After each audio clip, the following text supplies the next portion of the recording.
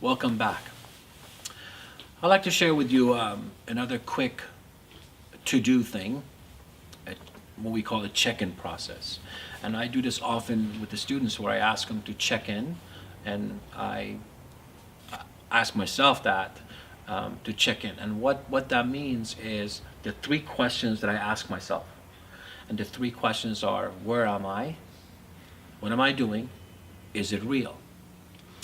And I want to kind of check in with myself periodically during the classes even, before I step in. And I kind of challenge you to think about, do the check-in while we bow. Maybe that could be one of the reasons we bow. So it's a physical gesture to think, hey, where am I? What am I doing? Is it real?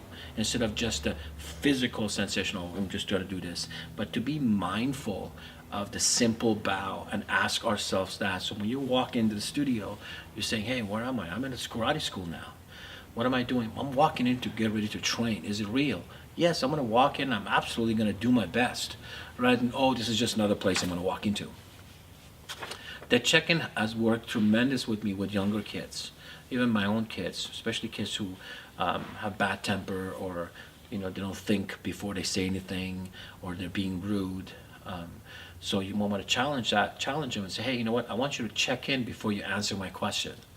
Or this, I'm going to talk to you about something, but I need you to check in first to make sure that it's kind of like, when we do sparring, we touch gloves. Because when you go from one partner to the other one, you don't want to carry all the other things about the last partner. If they're mean to you, or you're angry of them, or their pain and their suffering and their whatever it was. When you go to a new opponent, you touch gloves, you in a way, you're kind of checking in. You're going, hey, where am I? I'm with a new partner. I'm not with that big guy anymore. I'm with a smaller, gentleman that happens to be my partner. So I'm not gonna go back be mean to him because the other guy was mean to me. You kind of see what we're getting at.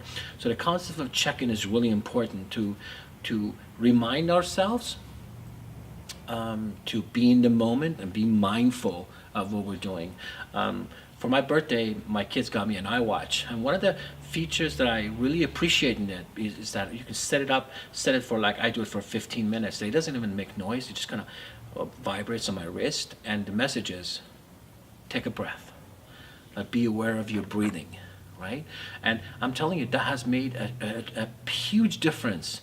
That even when I'm teaching sometimes, that reminds me, like, hey, know where you are, like know exactly who you're teaching and what we're doing here. This is not about ego. This is not, don't make somebody an offender in a class of 20 because one of them is rude.